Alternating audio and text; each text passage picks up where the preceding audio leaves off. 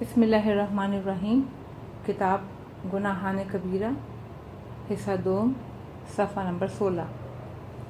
برادر ایمانی کے حقوق۔ مومنین اور برادر ایمانی کے حقوق سے متعلق کئی روایات موجود ہیں، ہم ان میں سے بعض پر اکتفا کر رہے ہیں۔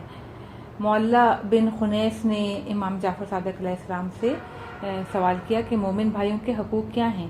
حضرت صلی اللہ علیہ وسلم نے فرمایا کہ مومن کے 7 حقوق واجب ہیں، اگر کوئی شخص ان میں سے ایک حق ادا نہ کرے تو بھی وہ خدا کی اطاعت سے خارج ہو جاتا ہے اور پروردگار کی طرف سے اسے کچھ نہیں ملتا۔ مولا نے عرض کیا کہ وہ 7 حقوق کیا ہیں؟ فرمایا مجھے اندیشہ ہے کہ تم ان کو یاد تو کر لو مگر ان پر عمل نہ کرو۔ مولا نے کہا لا قوت الا باللہ، انشاءاللہ ایسا نہیں ہوگا۔ امام جعفر صادق علیہ السلام نے پھر فرمایا کہ کتاب کافی میں کہ ان میں سب سے زیادہ آسان حق یہ ہے کہ تم مومن بھائی کے لیے وہی چیز پسند کرو جو اپنے لیے پسند کرتے ہو، اور وہی چیز ناپسند کرو جو اپنے لیے ناپسند کرتے ہو۔ امام علیہ السلام نے باقی 6 حقوق یوں فرمائے کہ نمبر 2، دوسرا حق یہ ہے کہ تم اس کو غصہ دلانے سے پرہیز کرو، اس کی مرضی حاصل کرنے کی کوشش کرو، اس کی بات مان لیا کرو۔ تیسرا حق یہ کہ تم اس کی جان و مال سے، زبان سے اور ہاتھ اور پاؤں سے مدد کرو۔ چوتھا حق یہ ہے کہ تم اس کی رہنمائی کرو اور اس کو ایسی باتیں بتاؤ جن میں اس کی بہتری ہو۔ پانچواں حق یہ ہے کہ اس وقت تک سیر ہو کے نہ کھاؤ جب تک تمہارا مومن بھائی بھوکا ہو، اس وقت تک سیراب نہ ہو جب تک وہ پیاسا ہو، اور اس وقت تک ڈھنگ کا لباس نہ پہنے جب تک وہ لباس سے محروم ہو۔ چھٹا حق یہ ہے کہ اگر تمہارے پاس کوئی خادم ہے تو اس کی ضروریات پوری کرنے کے لیے اس کا کام بھی کر دینے کے لیے بھیج دیا کرو۔ ساتواں حق یہ ہے کہ اگر وہ قسم کھائے تو اس کی بات کو درست سمجھو، اگر وہ دعوت دے تو قبول کر لو، اگر وہ بیمار ہو جائے تو اس کی عیادت کرو، اور اگر وہ مر جائے تو اس کے جنازے کے ساتھ جاؤ، اور اگر تم کو اس کی ضرورت معلوم ہو جائے تو اسے کہنے سے پہلے سے پورا کر دو۔ صفحہ نمبر 17۔ ائمہ علیہم السلام کے ساتھ صلہ رحمی۔ حضرت امام علی رضا علیہ السلام فرماتے ہیں کہ یعنی جو شخص ہماری زیارت نہ کر سکے وہ ہمارے چاہنے والے نیک دوستوں کی زیارت کر لے، اسے ہماری زیارت کا ثواب حاصل ہو جائے گا، اور جو شخص ہم سے صلہ رحمی کی کرنا چاہے تو نہ کر سکے تو اسے بھی ہمارے ماننے والے صالح دوست دار کے ساتھ صلہ رحمی کر لینا چاہیے، اسے ہمارے ساتھ صلہ رحمی کا ثواب حاصل ہو جائے گا۔ مومن بھائی کی عزت اور اس کا احترام پدر روحانی یعنی کہ معصومین علیہ السلام کا احترام ہے، اس طرح مومن بھائی کی بے عزتی اور توہین پدر روحانی ائمہ معصومین علیہ السلام کی توہین ہے۔ یعنی یہی وجہ ہے کہ برادر مومن کی عزت یا بے عزتی کرنے کے گہرے اثرات بیان کیے گئے ہیں۔ چونکہ بحث طولانی ہو جائے گی لہٰذا ہم اس تفصیلی بحث سے اجتناب کر رہے ہیں۔ پروردگار عالم ہم سب کو صلہ رحمی کرنے اور دوسروں کے حقوق ادا کرنے کی توفیق عطا فرمائے۔ یتیم کا مال کھانا۔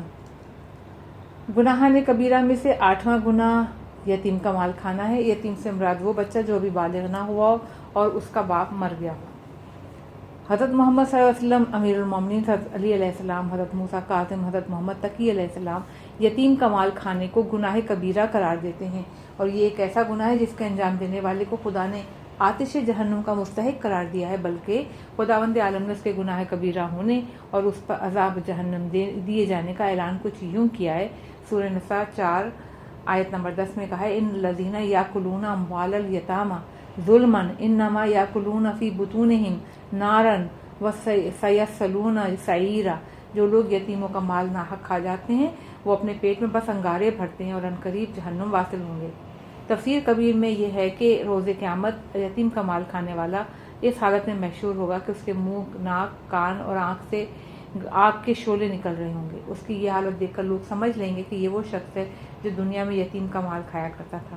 آیت میں سیصلون سعیرا عنقریب واصل جہنم ہوں گے سے معلوم ہوتا ہے کہ یتیم کا مال ناحق کھا لینا ایک ایسا گناہ ہے جس کی وجہ سے آتش جہنم میں جلایا جائے گا، خواہ اس نے کوئی اور گناہ کیا نہ ہونا، اور اب بڑے بڑے گناہوں میں سے یہ ایک گناہ شمار کیا گیا ہے۔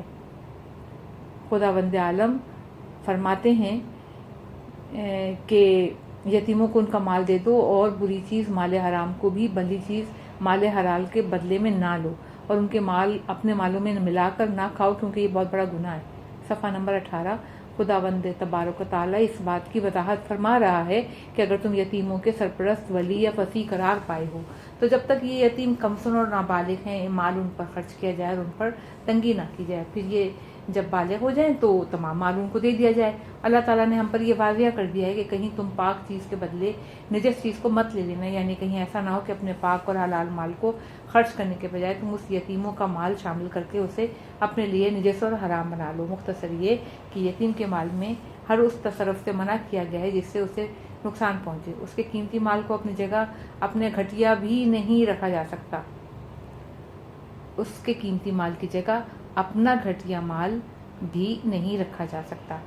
اسی سورہ نساء کی 9ویں آیت میں ارشاد فرماتے ہیں کہ وَلَيَخْشَ الَّذِينَ لَوْ تَرَكُوا مِنْ خَلْفِهِمْ ذُرِّيَّةً ضِعَافًا خَافُوا عَلَيْهِمْ فَلْيَتَّقُوا اللَّهَ وَلْيَقُولُوا قَوْلًا سَدِيدًا۔ اور ان لوگوں کو ڈرنا اور خیال کرنا چاہیے کہ اگر وہ لوگ خود اپنے بعد ننھے ناتوان بچے چھوڑ جاتے ہیں تو ان پر کسی کا ترس آتا، اس لیے ان کو یتیم اور غریب بچوں پر سختی کرنے کے سلسلے میں خدا سے ڈرنا چاہیے اور ان سے سیدھی طرح بات کرنی چاہیے۔ تفسیر المیزان میں ہے کہ جو بھی شخص ان یتیموں کے مال میں خیانت کرے گا اور ان پر ظلم کرے گا تو یہی اس کی اولاد کے ساتھ بھی ہوگا۔ یہ ایک ایسی حیرت انگیز حقیقت ہے جس پر سے قرآن نے پردہ ہٹایا ہے۔ اس طرح سے قرآن مجید میں اور بھی ایسی متعدد آیتیں ہیں جو اس بات کی نشاندہی کرتی ہیں کہ انسان کے اچھے اور برے اعمال کا اثر اس دنیا میں ظاہر ہوتا ہے اور انسان اپنے اعمال کے نتائج کو دیکھ لیتا ہے۔ مختصراً یہ کہ اچھے اور برے عمل کا رد عمل ہوتا ہے اور عمل کرنے والے کو اس کا رد عمل نتیجہ عکس کار یا رد عمل برداشت کرنا پڑتا ہے۔ سورہ نساء کی اس آیت سے یہ معلوم ہوتا ہے کہ عمل کا رد عمل اور اس کی بازگشت فقط عمل کرنے والے تک محدود نہیں بلکہ ممکن ہے اس کی اثرات اس کی اولاد پر بھی بنے۔ اگر کوئی شخص کسی کے ساتھ اچھا یا برا عمل کرتا ہے تو اس کا مطلب یہ ہوا کہ وہ اسے اپنے لیے بھی پسند کرتا ہے، کیونکہ دوسرے لوگ بھی تو آخر اس کی طرح انسان ہیں۔ مسئلہ کسی فرد یا ذات کے ساتھ سلوک کرنے کا نہیں ہے بلکہ انسانیت کی بات ہے۔ یہی وجہ ہے کہ اگر کسی نے دوسرے کے ساتھ نیکی کی ہے تو وہ گویا وہی نیکی اس نے اپنے لیے پسند کی، اس نے نیکی کر کے ایک ایسی دعا کی ہے جو کبھی رد نہیں ہوگی بلکہ ضرور قبول ہوگی، اور کسی نے دوسرے کے ساتھ برائی کی تو گویا وہی برائی اس نے اپنے لیے پسند کی۔ بالکل اسی طرح جو کچھ بھی اچھائی یا برائی وہ دوسروں کے یتیم بچوں کے لیے پسند کرتا ہے، در حقیقت وہی اس نے اپنے بچوں کے لیے بھی پسند کیا ہے۔ ایک ہی خاندان کے خونی رشتہ دار ہونے کا مطلب یہ ہے کہ سب میں ایک ہی خون گردش کر رہا ہے۔ اگر کسی حصے میں کوئی خالی جگہ ہو تو خون وہاں پہنچنے لگے گا، اس طرح اگر کسی حصے میں کوئی چیز رکھی جائے تو اس کا اثر بھی جسم کے تمام حصوں پر پڑے گا۔ اس سے یہ بات واضح ہوتی ہے کہ جو کچھ بھی انسان کسی کے ساتھ کرتا ہے یا کسی کے بچوں اور خاندان کے ساتھ کرتا ہے اس کا رد عمل اس کے بچوں اور خاندان پر ہوتا ہے، اور یہ اور ہے کہ اس کے کسی اچھے عمل کی وجہ سے جو اس نے اس دنیا میں انجام دیا ہو خدا اس کے بعد برے اعمال کو نظر انداز کر دے گا، جیسے کہ ارشاد فرماتا ہے سورہ شورى 42 آیت نمبر 30 میں ہے کہ وَمَا أَصَابَكُم مِّن مُّصِيبَةٍ فَبِمَا كَسَبَتْ أَيْدِيكُمْ وَيَعْفُو عَن كَثِيرٍ۔ اور جو مصیبت تم پر پڑی ہے وہ تمہارے اپنے ہی ہاتھوں پڑتی ہے، اس کے باوجود وہ بہت کچھ معاف کر دیتا ہے۔ اس لیے ہمیں چاہیے کہ یتیموں پر ظلم نہ کریں۔ یتیموں کے بارے میں خوف خدا ہمارے دلوں میں ہونا چاہیے، ان کے ساتھ نرمی سے گفتگو کریں۔ خلاصہ یہ کہ جسے بھی اپنے بچوں کا خیال ہو اور وہ چاہتا ہو کہ اس کے مرنے کے بعد ان پر کوئی ظلم و ستم نہ کرے تو اسے چاہیے کہ وہ دوسرے یتیم بچوں کا خیال رکھے، دامن تقویٰ سے وابستہ رہے، یتیموں پر ظلم کرنے سے مکمل طور پہ اجتناب کرے، کیونکہ دوسرے یتیم بچوں پر ظلم کرنے کا مطلب خود اس کے اپنے بچوں پر ظلم ہے۔ جو کچھ بھی دوسرے یتیم بچوں پر کرے گا ان کے حقوق کو جس طرح سے پامال کر کے کھائے گا وہی کچھ اس کے یتیم بچوں اور پسماندگان پہ کیا جائے گا۔ سورہ نساء کی اس آیت میں واضح طور پہ یتیم کا مال کھانے اور اس کے حقوق کو سلب کرنے کو گناہ کبیرہ قرار دیا گیا اور اس کے خوفناک انجام کو بیان کیا گیا ہے۔ صفحہ 19 مال یتیم کھانے کا بدلہ اسی دنیا میں۔ امام جعفر صادق علیہ السلام سے مروی ہے کہ پروردگار نے یتیم کا مال کھانے کی 2 سزائیں رکھی ہیں۔ پہلی سزا آخرت میں دی جانے والی سزا ہے، وہ آتش جہنم ہے، اور دوسری سزا دنیا میں دی جانے والی سزا ہے جس کی طرف قرآن مجید نے کچھ نشاندہی کی ہے۔ اور ان لوگوں سے ڈرنا اور خیال کرنا چاہیے اگر وہ خود اپنے ننھے ناتوان بچے چھوڑ جاتے ہیں تو ان پر کس قدر ترس آتا ہے۔ اسی لیے ان کو یتیم اور غریب بچوں پر سختی کرنے میں خدا سے ڈرنا چاہیے اور ان سے سیدھی طرح بات کرنا چاہیے۔ یتیموں کے اوصیاء کو حکم دیا گیا ہے کہ وہ یتیموں کے معاملے میں محتاط رہیں اور ان کے ساتھ ایسا سلوک کریں جیسا وہ اپنے بچوں کے لیے چاہتے ہیں۔ پروردگار عالم نے اس کے بعد یہ بھی حکم دیا ہے کہ فَلْيَتَّقُوا اللَّهَ یقرلو قولا سدیدا، بس ان کو یتیم اور غریب بچوں پر سختی کرنے میں خدا سے ڈرنا چاہیے اور ان سے سیدھی طرح سے بات کرنی چاہیے، یعنی یتیموں کے ساتھ بھی اپنی اولاد کی طرح شفقت اور مہربانی سے پیش آنا چاہیے اور ان سے نرمی کے ساتھ بات چیت کرنی چاہیے۔ اور جو کچھ قرآن مجید کی اس آیت میں ذکر کیا گیا ہے وہی حضرت امیر المومنین امام جعفر صادق علیہ السلام اور امام علی رضا علیہ السلام سے بھی مروی ہے، اور دوسری تفاسیر میں بھی یہی کچھ لکھا ہوا ہے۔ حضرت علی علیہ السلام فرماتے ہیں بحر الانوار میں کہ اس میں کوئی شک نہیں کہ یتیم کا مال کھانے والی کی اولاد کو اسی دنیا میں اس کا بدلہ جلدی مل کر رہے گا اور خود اسے آخرت میں سزا ملے گی۔ حضرت علی علیہ السلام کا یہ بھی ارشاد ہے کہ دوسروں کی اولاد کے ساتھ نیکی کرو تاکہ تمہاری اولاد کے ساتھ تمہارے مرنے کے بعد نیکی کی جائے۔ ان روایت کی روشنی میں معلوم ہوا کہ یتیموں پر جو بھی ظلم کرے گا یا ان کا مال کھائے گا تو اس کے نتیجے میں اس ظلم کرنے والی کی اولاد پر بھی ظلم ہوگا۔ اب جو شخص بھی یہ چاہتا ہو کہ اس کی اولاد پر اس کے مرنے کے بعد ظلم نہ ہو تو اسے چاہیے کہ دوسرے یتیم بچوں پر ظلم و ستم نہ کرے۔ امام جعفر صادق علیہ السلام فرماتے ہیں جو شخص بھی ظلم کرے گا تو خداوند عالم اس پر یا اس کی اولاد پر یا اس اولاد پر ایک ظلم کرنے والا مسلط کر دے گا۔ یہ عدل الہی کے خلاف نہیں ہے۔ اگر یہ سوال کیا جائے کہ ظلم تو کسی اور نے کیا، یتیم کے مال کو کسی اور نے کھایا، آخر ان بچوں کا کیا قصور، انہیں جو کس جرم کی سزا دی جا رہی ہے، تو ان بچوں کا تو کوئی جرم نہیں ہے، کیا یہ عدل الہی کے خلاف نہیں ہے؟ اس سوال کا جواب بہت آسان ہے۔ ظلم کرنے والے کی اولاد پر خدا نے جو ظالم مسلط کرنے کا حکم دیا ہے اس سے مراد یہ نہیں کہ خدا ظلم کرنے والے کی اولاد پر اپنی طرف سے ایک ظالم مسلط کر دے گا، بلکہ اس کا مطلب ہے کہ جو کوئی اس کی اولاد پر ظلم کرے گا تو خداوند عالم اس کی اولاد کو نہیں بچائے گا۔ اس کی اولاد کو ظلم سے بچانا ایک فضل و کرم الہی ہے، احسان پروردگار ہے۔ یہ فضل و کرم اور احسان اس وجہ سے ہے کہ اس کی اولاد کے ساتھ نہیں کیا جا رہا کہ باپ نے یتیموں پر ظلم و ستم کیا ہے، باپ نے اس فضل و احسان کو پسند نہیں کیا تھا۔ صفحہ نمبر 20۔ حضرت امام جعفر صادق علیہ السلام فرماتے ہیں کہ اگر باپ نیک ہو تو خداوند عالم اس کی اولاد کی حفاظت کرتا ہے، جیسا کہ سورہ کہف میں فرمایا وَأَمَّا الْجِدَارُ فَكَانَ لِغُلَامَيْنِ يَتِيمَيْنِ فِي الْمَدِينَةِ وَكَانَ تَحْتَهُ كَنْزٌ لَهُمَا وَكَانَ أَبُوهُمَا صَالِحًا فَأَرَادَ أَنْ يَبْلُغَا أَشُدَّهُمَا وَيَسْتَخْرِجَا كَنْزَهُمَا رَحْمَةً مِّن رَبِّكَ، سورہ کہف 81 آیت 82۔ اور وہ دیوار جسے حضرت خضر علیہ السلام نے تعمیر کی شہر کے 2 یتیم لڑکوں کی تھی، اور اس کے نیچے ان 2 لڑکوں کا خزانہ گڑا ہوا تھا، اور چونکہ ان لڑکوں کا باپ نیک آدمی تھا تو تمہارے پروردگار نے چاہا کہ دونوں لڑکے اپنی جوانی کو پہنچیں تو تمہارے پروردگار کی مہربانی سے اپنا خزانہ نکال لیں، اور یہ فضل و کرم پروردگار عالم کی جانب سے اس لیے تھا کہ ان بچوں کے والد نیک اور صالح تھے، اور معلوم ہوا کہ باپ کے نیک ہونے کی وجہ سے پروردگار عالم اس کے بچوں پر فضل و کرم کیا گیا ہے۔ اسی طرح باپ اگر ظالم ہو تو یہی چیز پروردگار عالم کے فضل و کرم کو روکنے کا سبب بن جاتی ہے۔ مال یتیم کھانے کی احادیث میں مذمت۔ عمر بن زرارہ فرماتے ہیں کہ میں نے امام جعفر صادق علیہ السلام سے گناہان کبیرہ کے بارے میں سوال کیا تو آپ نے فرمایا، بحر الانوار میں ہے، گناہان کبیرہ میں ایک گناہ یتیم کے مال کو ناجائز طریقے سے کھانا ہے۔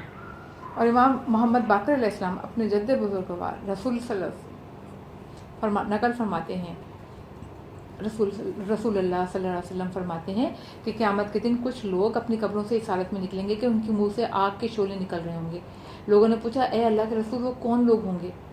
بحر الانوار میں ہے کہ آپ نے فرمایا کہ وہ یتیموں کا مال ناجائز طریقے سے کھانے والے لوگ ہوں گے۔ امام علی رضا علیہ السلام سے سوال کیا کسی نے کہ وہ کم سے کم یتیم کا مال کتنا ہے جس کے کھانے کی وجہ سے جہنم کی آگ میں ڈال دیا جائے گا؟ آپ نے فرمایا کہ جب یتیم کا مال واپس لوٹانے کی نیت کے بغیر کھا لے تو کم اور زیادہ میں کوئی فرق نہیں۔ رسول اکرم صلی اللہ علیہ وسلم فرماتے ہیں شب معراج میں مجھے جب آسمان کی سیر کرائے گی تو میں نے کچھ لوگوں کو دیکھا جن کے شکم میں آگ ڈال رہے ہیں اور ان کے پاخانے کے مقام سے آگ نکل رہی ہے۔ میں نے جبریل سے دریافت کیا کہ یہ کون ہیں؟ وسائل الشیعہ کتاب التجارہ باب 99 میں ہے تو جبریل نے جواب دیا کہ یہ وہ لوگ ہیں جو یتیم کا مال ظلم و ستم کر کے کھایا کرتے تھے۔ صفحہ 21۔ قرض دینے والے کی موت اور اس کے کم سن بچے۔ اگر کسی شخص کو کسی نے قرض دیا ہو اور اس کے چھوٹے چھوٹے بچے ہوں، اب اگر وہ اپنے کس قرض کی وصولی کا انتظام نہ کرے اور اس دنیا سے کچھ کر جائے تو ایسا مخلوق شخص بھی یتیم کا مال کھانے والا شمار کیا جائے گا، البتہ جتنا حصہ یتیم بچوں کا اس مال میں ہوتا ہے اسی کی نسبت ظالم قرار پائے گا، کیونکہ باپ کے مرنے کے بعد اس کا مال اس کے بچوں کی طرف منتقل ہو جاتا ہے۔ امیر المومنین علیہ السلام کی آنکھ میں شدید درد. حضرت علی ابن ابی طالب علیہ السلام کو آنکھوں کا درد لاحق ہوا. درد اتنا شدید تھا کہ آپ کی علیہ السلام کی آہیں بلند ہو رہی تھیں. رسول اللہ صلی اللہ علیہ وسلم عیادت کے لیے تشریف لائے. فرمایا یہ آہوازاری بے صبری کی وجہ سے ہے یا شدید درد کی وجہ سے؟ امیر المومنین علیہ السلام نے جواب دیا مجھے کبھی اتنا شدید درد نہیں ہوا.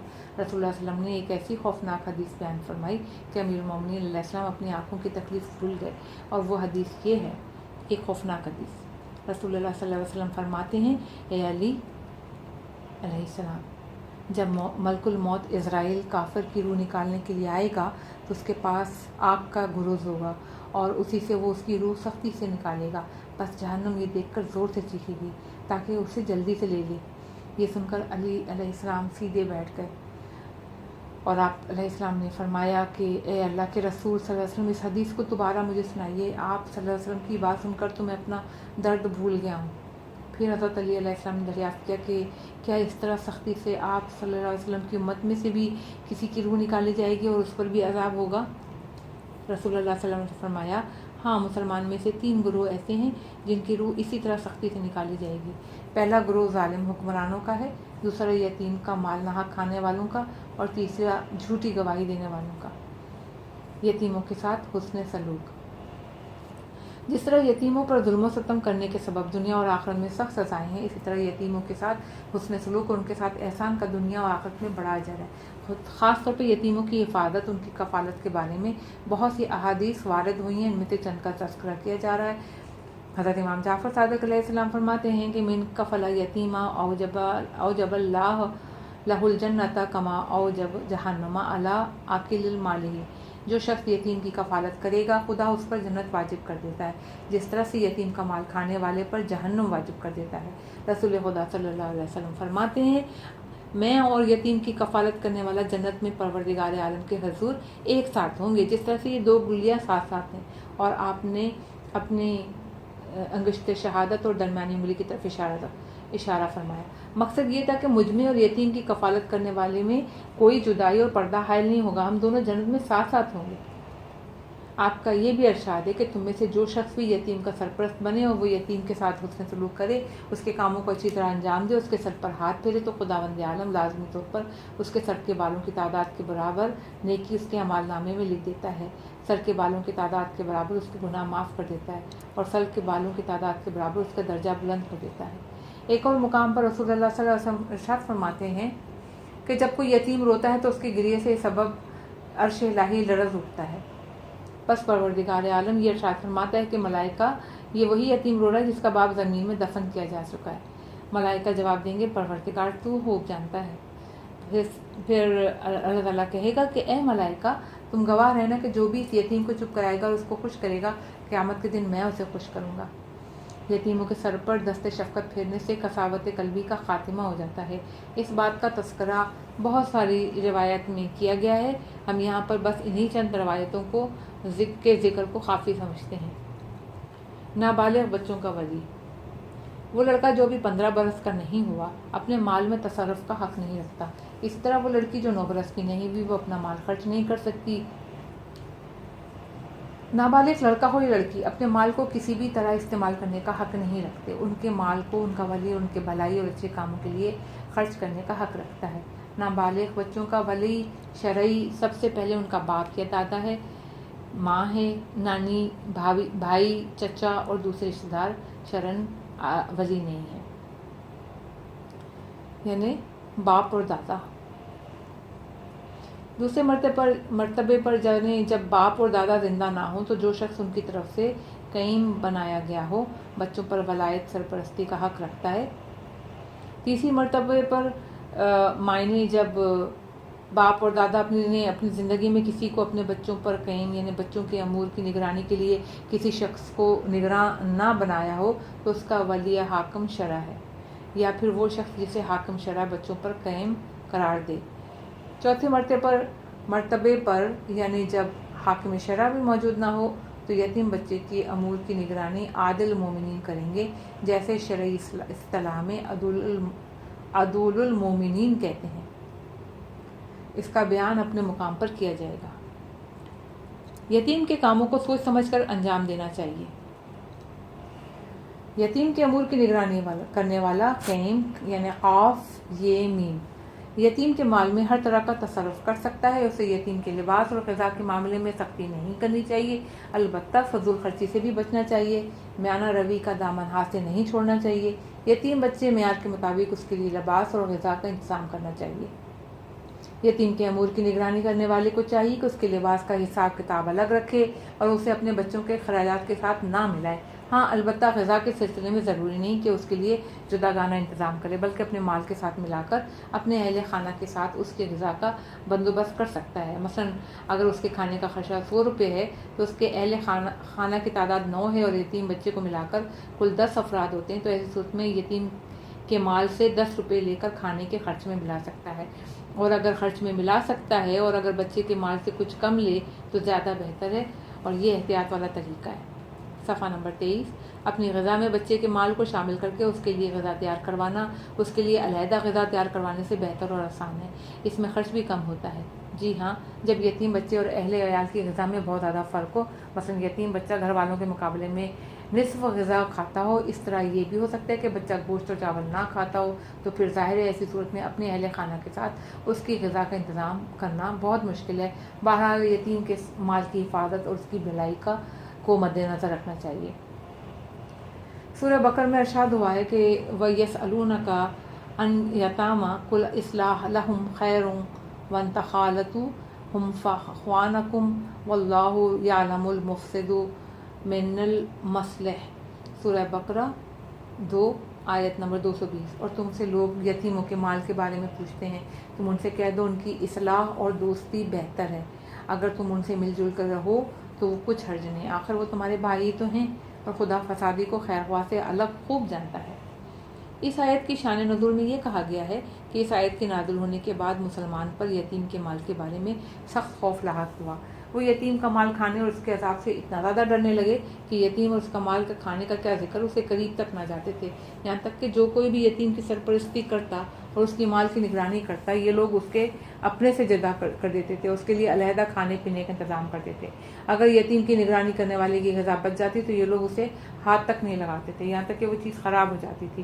ایسا کرنے سے وہ پریشان ہو گئے اور رسول خدا صلی اللہ علیہ وسلم کی خدمت میں آ کے سوال کیا، تو پروردگار عالم نے اس آیت کو نازل فرمایا کہ اے رسول صلی اللہ علیہ وسلم، تم ان سے کہہ دو کہ ان کی اصطلاح بہتر ہے اور تم ان سے مل جل کر رہو تو کچھ حرج نہیں، وہ تمہارے بھائی ہی تو ہیں.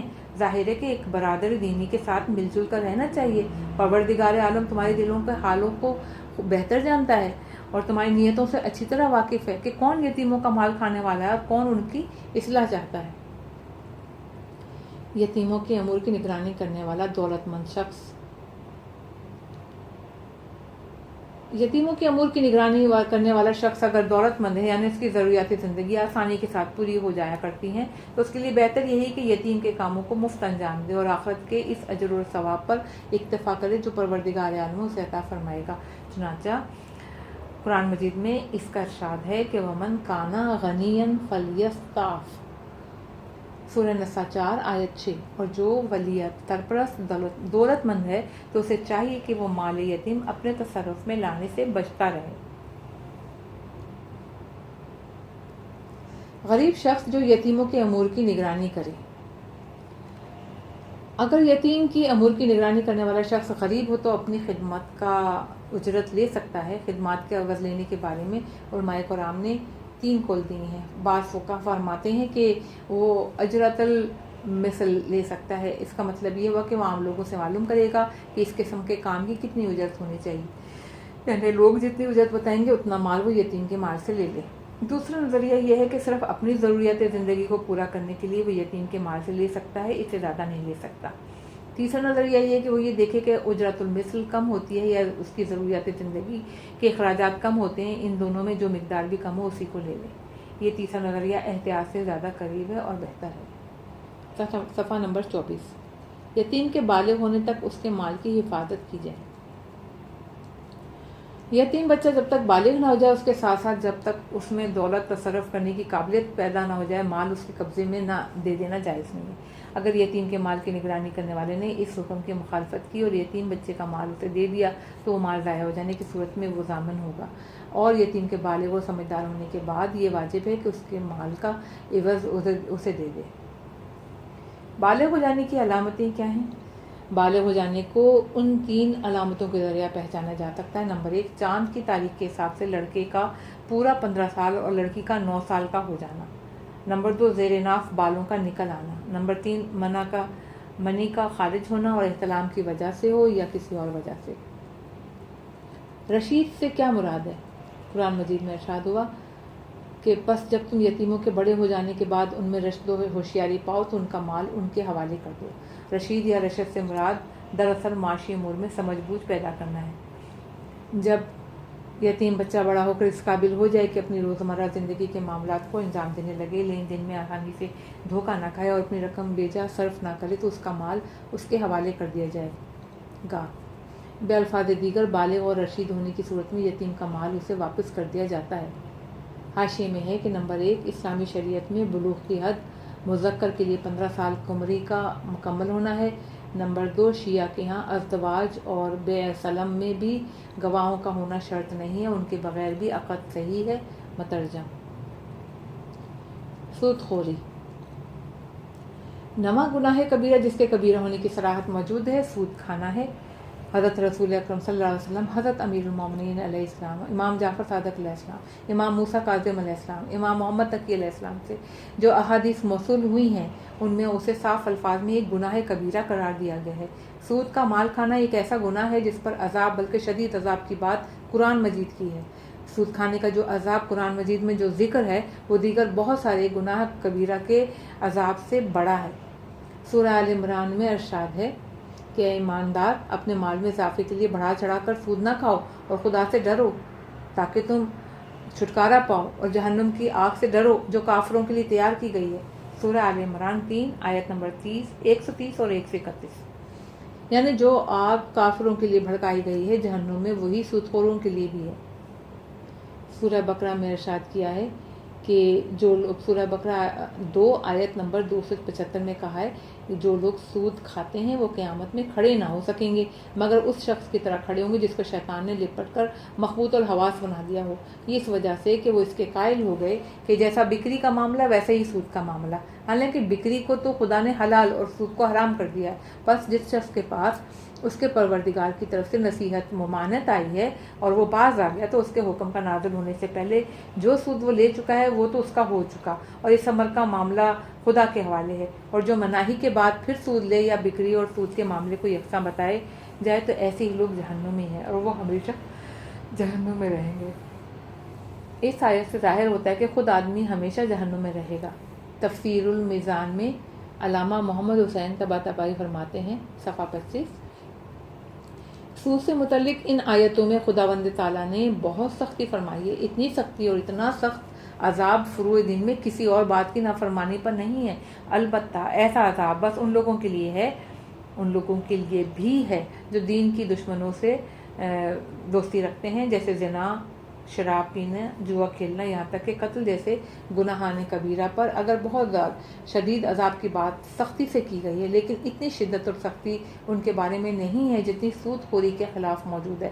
اس کا سبب بھی یہی ہے کہ سود کے برے اثرات معاشرے پر دیگر گناہوں کے اثرات کی نسبت زیادہ پڑتے ہیں۔ اس طرح دین کے دشمنوں سے دوستی بھی سود ہی کی طرح انتہائی خطرناک ہے۔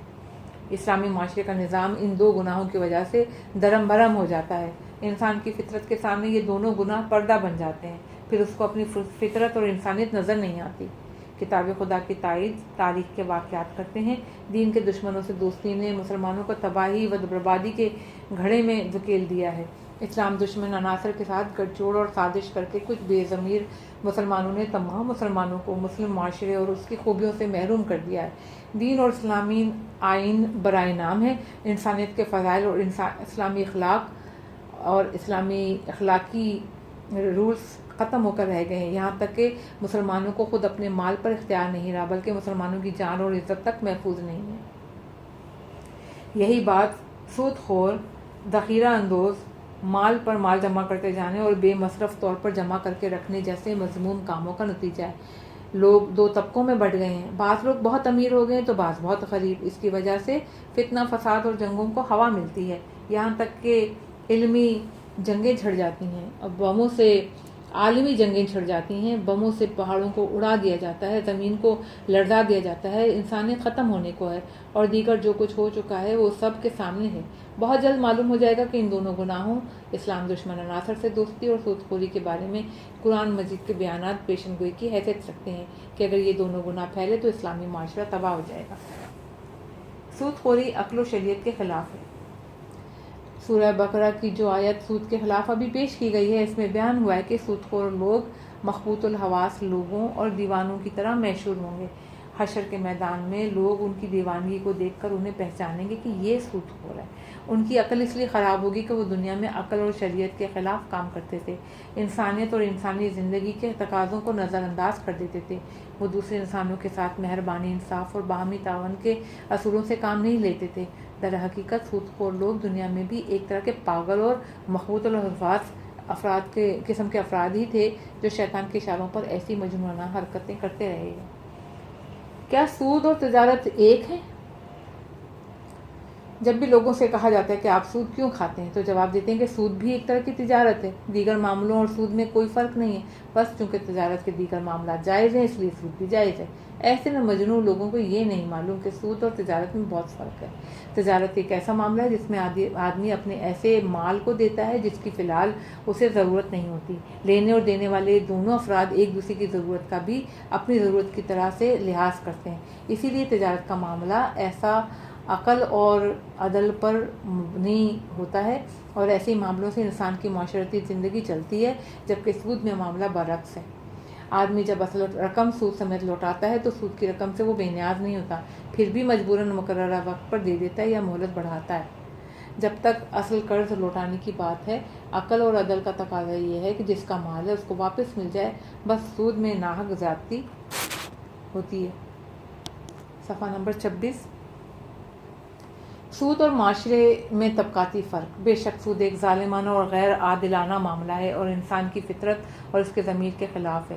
سود کی وجہ سے معاشرتی نظام درہم برہم ہو جاتا ہے۔ ایک طرف سود کو آدمی کی تجوری بڑھتی رہتی ہے تو دوسری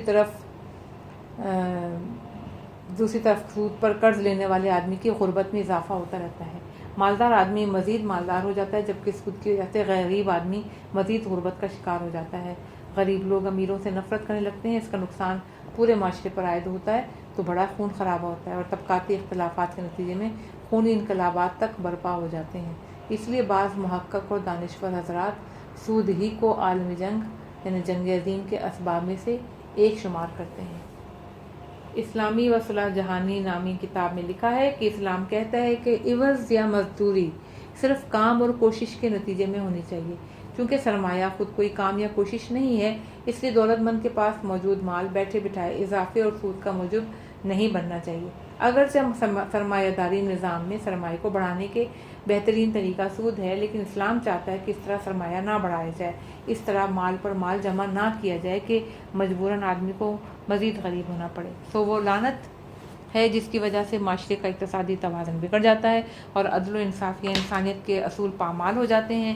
سود کے موضوع پر پاکستان کے مولانا سید ابوالاعلیٰ مودودی نے ایک جامع اور دلچسپ کتاب لکھی ہے جس میں سود سے متاثرہ حالات کے بارے میں اطلاعات و اعداد و شمار پیش کیے گئے ہیں۔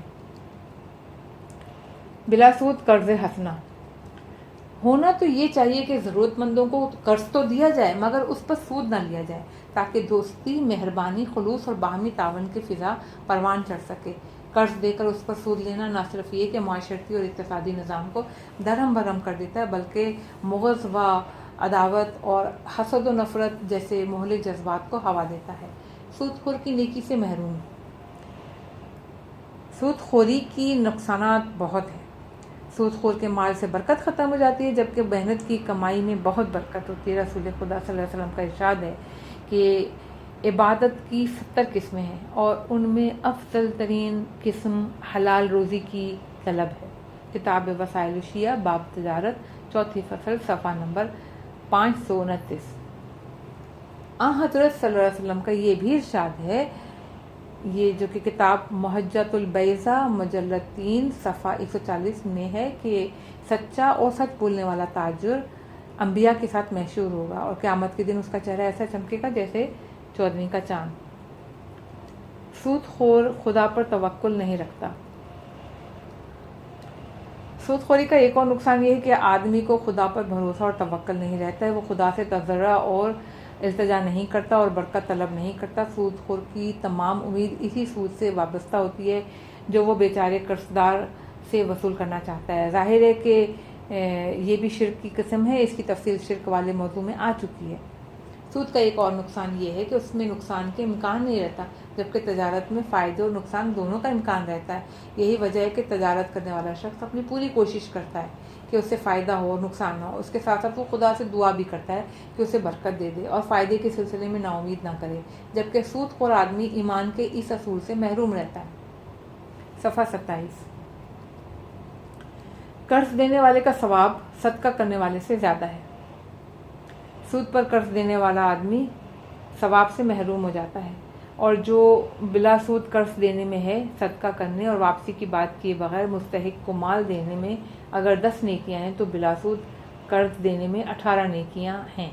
صفحہ 27۔ یعنی قرض دینے کا ثواب راہ خدا میں صدقہ اور خیرات دینے کے ثواب سے زیادہ ہے، اور جو شخص اپنے قرض دار کو قرض کی ادائیگی کے سلسلے میں مہلت دیتا ہے اور سود بھی طلب نہیں کرتا، اس کے نامہ اعمال میں جتنے دن کی وہ مہلت دیتا ہے، ان تمام دنوں میں ہر دن اتنا مال راہ خدا میں خیرات کرنے کا ثواب لکھا جاتا رہتا ہے جتنے کی اس نے مہلت دی ہے۔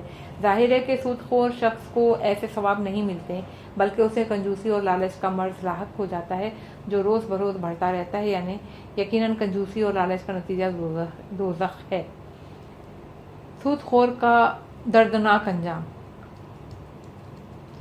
سود خور کے نقصانات دنیاوی بھی ہیں اور اخروی بھی۔ اس کے نقصانات خود سود خور شخص کو بھی ہوتے ہیں تو پورے معاشرے کو بھی ہوتے ہیں۔ اس کے نقصانات دیگر تمام گناہوں کے نقصانات سے زیادہ ہیں۔ یہی وجہ ہے کہ قرآن مجید اور اہل بیت علیہم السلام کی روایات میں اس کی جتنی مذمت کی ہوئی ہے، اتنی شدت سے کسی اور گناہ کی مذمت نہیں ہوئی۔ اسلام سود خوری کو ہر گناہ سے بڑا گناہ قرار دیتا ہے اور اس کا عذاب بھی بہت بڑا بتایا ہے۔ اگر سود خور آدمی اپنے کیے پر پریشان نہ ہو تو کافروں اور ایسے لوگوں کے ساتھ عذاب چکھتا ہے جو ہمیشہ جہنم میں رہیں گے۔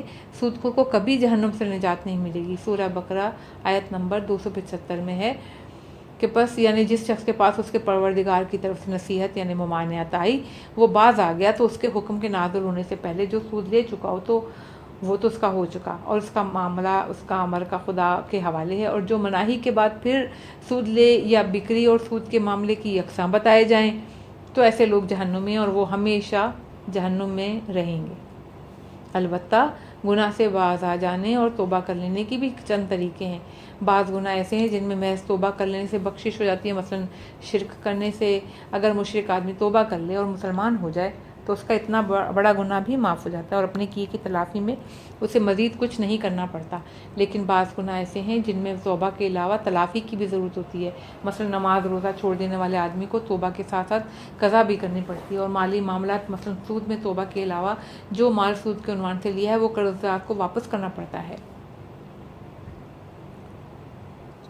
سود کے مال میں برکت نہیں ہوتی۔ اس کے بعد ارشاد ہے کہ خدا سود کے مال کو کم اور بے برکت بنا دیتا ہے، جبکہ صدقات کو پروان چڑھاتا ہے۔ جتنے لوگ ناشکر گناہ گار ہیں خدا انہیں دوست نہیں رکھتا۔ جی ہاں، سود کا مال جتنا بھی ہو آخرکار ختم ہو جاتا ہے اور سود خور آدمی بدبخت ہو کے رہ جاتا ہے۔ یہ بات تجربے سے ثابت ہے کہ سود کا مال ہمیشہ محفوظ نہیں رہتا، یا تو سود خور کے ہاتھ سے چلا جاتا ہے یا اس کے اولاد اور اس کے وارثوں کے پاس جا کر ضائع ہو جاتا ہے، اور صدقات صرف آخرت میں ہی پروان چڑھتے ہیں بلکہ دنیا میں بھی مالی اعتبار سے برکت کا سبب بنتے ہیں، جبکہ سود کا مال اصل مال کی برکت بھی سود خور کے لیے ختم کر دیتا ہے۔ صدقات امن و سکون اور رحمت و محبت کو معاشرے میں پھیلاتے ہیں، جبکہ سود سے امن و سکون غلط ہو جاتا ہے اور رحم دلی کے جذبات سنگ دلی میں بدل جاتے ہیں۔ جب معاشرے میں سود اپنی جڑیں پھیلا دیتا ہے تو لوگ ایک دوسرے کا مال غصب کرنے لگتے ہیں، ایسی حرکتیں ہونے لگتی ہیں کہ جن سے مال ایک دم فنا ہو جاتا ہے۔ لوگ ایک دوسرے کے دشمن ہو جاتے ہیں، ایک دوسرے سے بدگمانی کرتے ہیں اور انتقام کی فکر میں رہتے ہیں۔ اتحاد باقی نہیں رہتا، جسموں کی طرح ذہن میں منتشر رہتے ہیں، ذہنی ہم آہنگی ختم ہو جاتی ہے، تعاون کا جذبہ غائب ہو جاتا ہے، جبکہ صدقات و خیرات میں اس کے برعکس तमाम खूबियाँ मौजूद हैं। आदमी नेकी के बदले नेकी पर आमादा हो जाता है और माशरा अमन का गहवारा बन जाता है। माखूज़ अस तफसीर अल मीज़ान। खुदा और रसूल सल्लल्लाहु अलैहि वसल्लम से जंग। एक और जगह इरशाद फरमाया है सूरह बकरा की 2 आयत नंबर 278, या अय्युहल्लज़ीना आमनू तक़ुल्लाह व ज़रू मा अबका मिर रब्बु इन कुन्तुम मोमिनीना फ़इन लम तफ़अलू फ़अज़नु बिहर्बिन मिनल्लाहि व रसूला। यानी आए ईमानदारों, खुदा से डरो और जो सूद लोगों के ज़िम्मे बाकी रह गया है, अगर तुम सच्चे मोमिन हो तो छोड़ दो। अगर तुमने ऐसा ना किया तो खुदा और उसके रसूल सल्लल्लाहु अलैहि वसल्लम से लड़ने के लिए तैयार हो जाओ। सफ़ा 28। ज़ाहिर है कि ईमान की दलील हुक्म खुदा की अताअत है। इस आयत में फिर इरशाद हुआ है कि तुमने अगर तुमने तौबा की है तो तुम्हारे लिए असल माल है। इस तरह ना तुम किसी पर जुल्म करोगे, ना ही तुम पर जुल्म होगा। तुम असली माल से ज़्यादा तलब नहीं करोगे तो तुम्हें असल माल से कम नहीं दिया जाएगा। खिलाफ वर्जी की सूरत में खुदा और रसूल सल्लल्लाहु अलैहि वसल्लम से जंग के लिए तैयार रहो। तफसीर मिनहाजुस सादिकीन में है कि इससे मालूम होता है कि सूद का गुनाह कितना बड़ा है। ये मुराद भी तो हो सकती है ना कि दुनिया में अगर रसूल के सामने तुम जाओगे तो रसूल सल्लल्लाहु अलैहि वसल्लम की तलवार तुम्हारे मद्दे मुकाबिल होगी और आखिरत में जहन्नुम की आग खुदा के हुक्म से तुम्हें जलाती रहेगी। गोया ये खुदा से जंग करनी है जब तक वो हुक्म खुदा के आगे खम ना कर दे। रिवायत में है कि सूरह बकरा की इन आयात के नज़ूल के बाद रसूल सल्लल्लाहु अलैहि वसल्लम ने मक्के के आमिल यानी कमिश्नर को हुक्म दिया कि अगर कबीला बनी मुगीरा के लोग सूदखोरी से तौबा ना करें तो उनके साथ जंग करो। हज़रत सल्लल्लाहु अलैहि वसल्लम ने मक्का मुअज़्ज़मा में अपने खुतबे के दौरान ये भी फरमाया था कि जान लो कि ज़माना जाहिलियत में जो सूद लागू रहा है वो सब माफ़ हो चुका है। सबसे पहले जो सूद मैं माफ़ कर रहा हूँ वो मेरे चचा अब्बास इब्न अब्दुल मतलब का सूद है जो तुम लोगों की गर्दन पे चढ़ा हुआ था। सूद की मजम्मत में रिवायात। हज़रत इमाम जाफ़र सादिक़ अलैहिस्सलाम से मरवी है कि दिरहम मुरब्बा शद इंदल्लाह काफ़ी तहज़ीब और फ़की में है, यानी सूद का एक दिरहम खुदा की बारगाह में इतना बुरा है कि महरम औरतों से 70 मरतबा ज़िना भी इतना बुरा नहीं है। इमाम अली अलैहिस्सलाम फरमाते हैं वसाइल शिया किताब तिजारत सूद के बाब 4 सफ़ा 598 में रसूल खुदा सल्लल्लाहु अलैहि वसल्लम ने सूद खाने वाले, सूद खिलाने वाले, सूद ख़रीदने वाले, सूद बेचने वाले, सूद का मामला लिखने वाले और इस मामले पर गवाही देने वाले 2 आदिल, इन सब पर लानत फरमाई है। इब्न बकीर से मरवी है कि इमाम जाफ़र सादिक़ अलैहिस्सलाम को एक शख्स के बारे में बताया गया कि वो सूद का माल खाता है और सूद के माल को माँ के दूध से की तरह हलाल और मरगूब करार देता है। काफ़ी में है कि इमाम ने फरमाया कि अगर अल्लाह ताला मुझे उस शख्स पर काबू दे दे तो मैं ज़रूर उसकी गर्दन उड़ा दूँगा। ज़ाहिर है कि सूद को हराम समझना ज़रूरियात दीन में है और जो शख्स ज़रूरियात दीन में से किसी का इनकार कर और कहे कि सूद हराम नहीं है वो मुर्तद हो जाता है और शरई लिहाज से मुर्तद वाजिबुल कत्ल है। कुरान में सूद की मजम्मत। समा कहते हैं कि मैंने इमाम जाफ़र सादिक़ अलैहिस्सलाम से इस बात का सबब पूछा कि खुदावंद आलम ने कई मुकामात पर सूद के हराम होने का जिक्र फरमाया है। इमाम अलैहिस्सलाम ने फरमाया कि वसाइल शिया में कि ताकि लोग नेकी और खैरात के काम मसलन कर्ज देने को तर्क ना कर दें। इमाम बाकर अलैहिस्सलाम का इरशाद है कि खबीस तरीन और बदतरीन मामला सूद का मामला है। वसाइल शिया सफ़ा 29। दीन हाथ से निकल जाता है। ज़रारा कहते हैं कि मैंने इस पुराने जुमले के बारे में इमाम जाफ़र सादिक़ अलैहिस्सलाम से पूछा कि इसके मायने हैं खुदा सूद के माल को कम और बेबरकत बना देता है जबकि सदक़ात को परवान चढ़ाता है।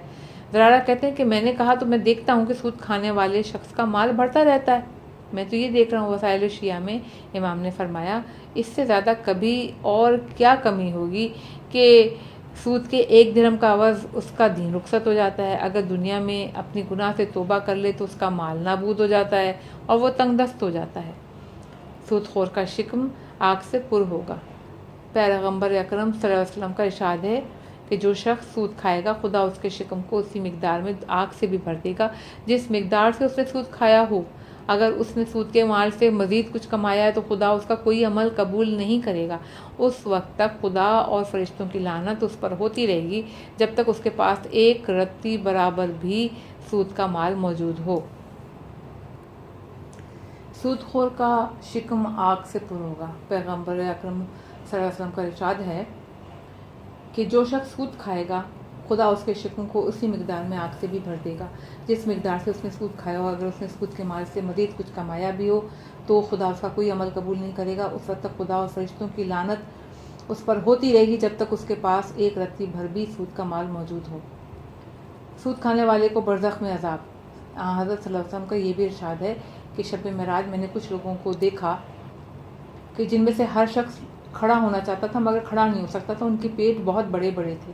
میں نے پوچھا یہ کون لوگ ہیں جبریل نے کہا یہ وہ لوگ ہیں جو سود کھایا کرتے تھے، اب بس یہ اسی طرح کھڑے ہو سکتے ہیں جس طرح وہ شخص کھڑا ہوتا ہے جسے چھو کر شیطان نے مخبوط الحواس بنا دیا ہو۔ حضرت صلی اللہ علیہ وسلم فرماتے ہیں کہ میں نے دیکھا کہ پھر وہ لوگ اس راہ پر لگا دیے گئے جس پر فرعون کے ماننے والے لوگ موجود تھے، انہیں صبح شام جہنم کے قریب فرعونیوں کی طرح لے جایا جاتا اور آگ کی شدت دیکھ کر وہ کہہ اٹھتے تھے کہ اے خدا پھر قیامت کب ہوگی؟ ظاہر ہے کہ جس آگ کے قریب انہیں لے جایا جاتا ہے وہ برزخ کی آگ ہے۔ سود خور آل فرعون کے قدموں تلے۔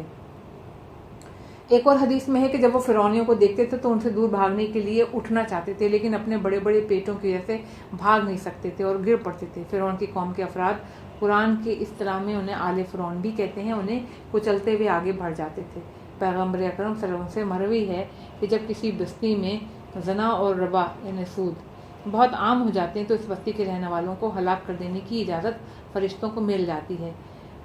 صفحہ نمبر 30۔ اسی طرح حضرت صلی اللہ علیہ وسلم کا یہ ارشاد بھی ہے کہ مصدرک الوسائل میں ہے کہ جب میری امت کے لوگ سود خور ہو جائیں گے تو زلزلے اور زمین پھٹ جانے کے واقعات بہت ہوں گے۔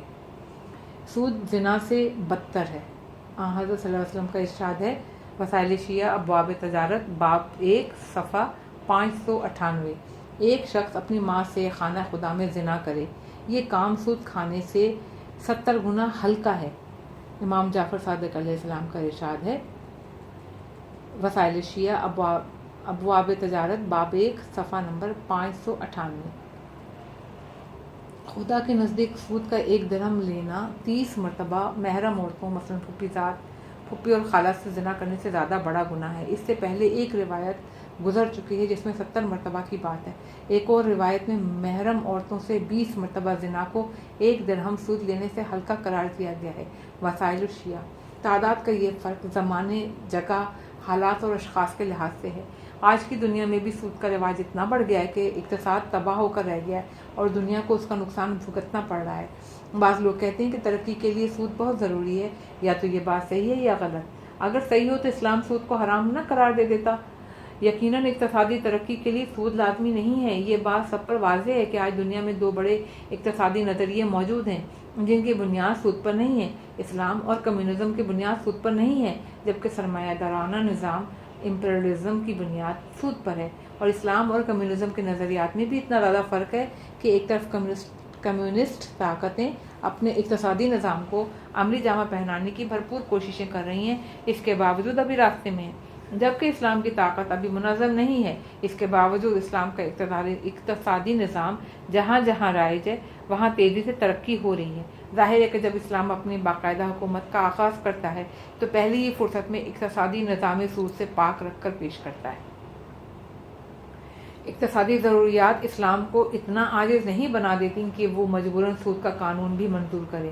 کمیونسٹ طاقتوں کا اقتصادی نظام سود سے مربوط نہیں ہے اور اس کے باوجود ناکام نہیں جا رہا۔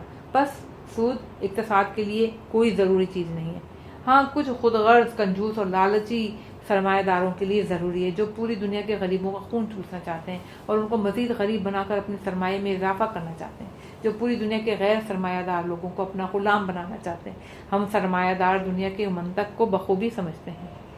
ماخوذ از کتاب اسلام و نابسہ مان بہائی،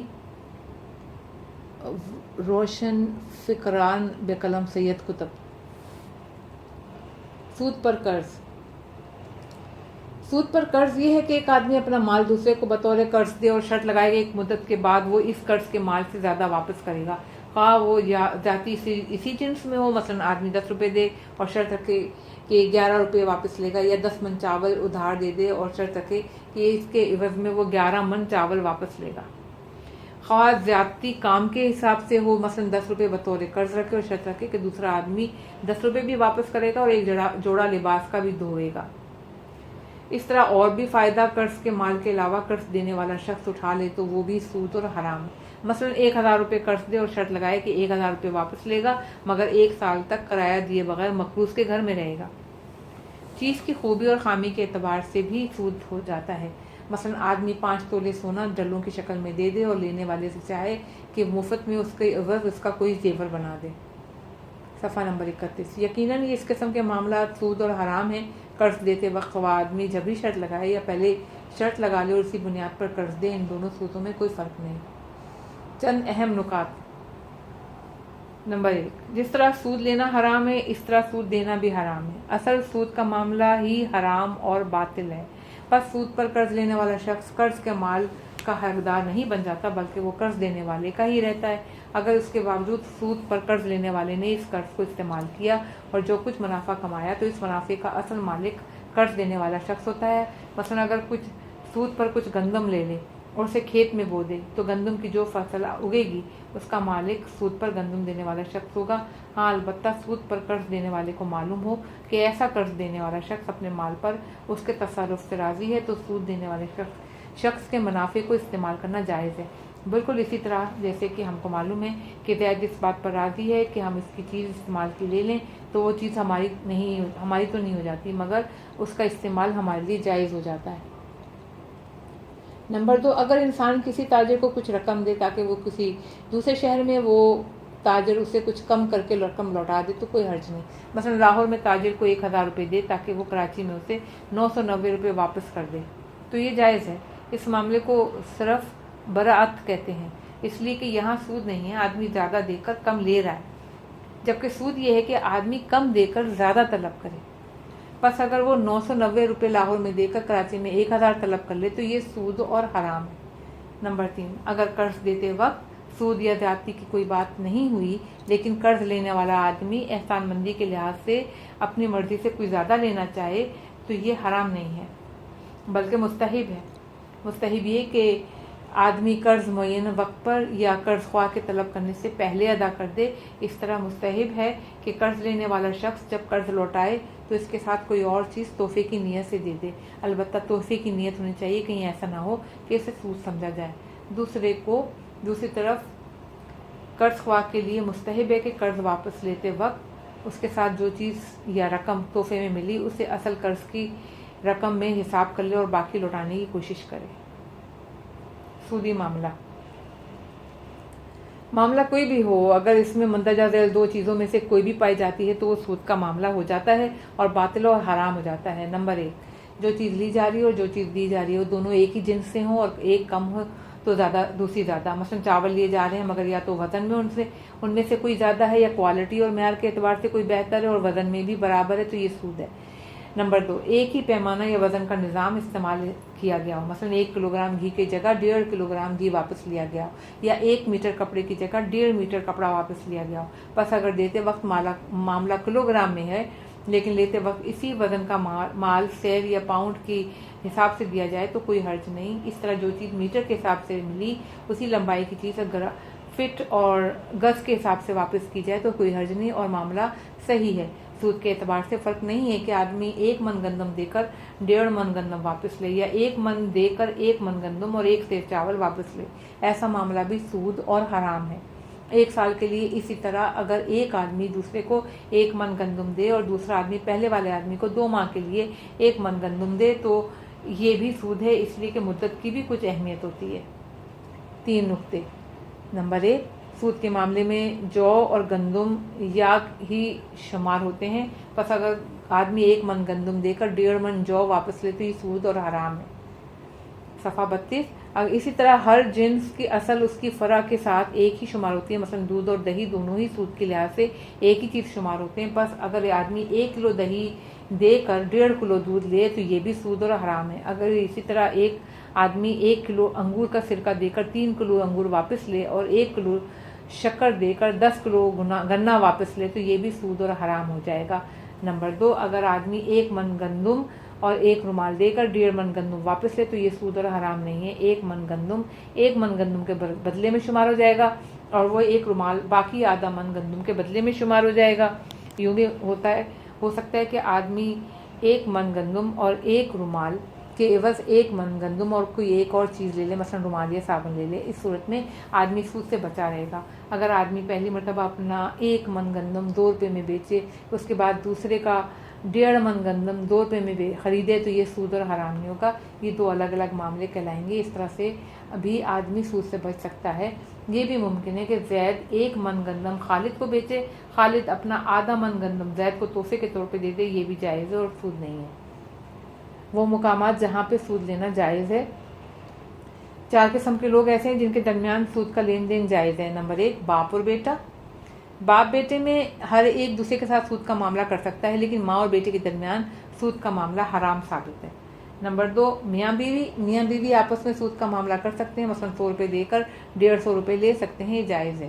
نمبر 3، کافر حربی، ایسا کافر جو مسلمان اور شرعی حکومت میں نہ ہو، اس کے ساتھ مسلمان سود کا معاملہ کر سکتا ہے، البتہ زیادہ لے سکتا ہے، مگر کافر حربی کو زیادہ دینا جائز نہیں ہے۔ اور جہاں تک کافی ذمی کا تعلق ہے، یعنی وہ کافر جو شرعی حکومت کی پناہ میں ہو، اس سے سود کا معاملہ کرنا حرام ہے، سود لینا بھی حرام ہے، سود دینا بھی حرام ہے۔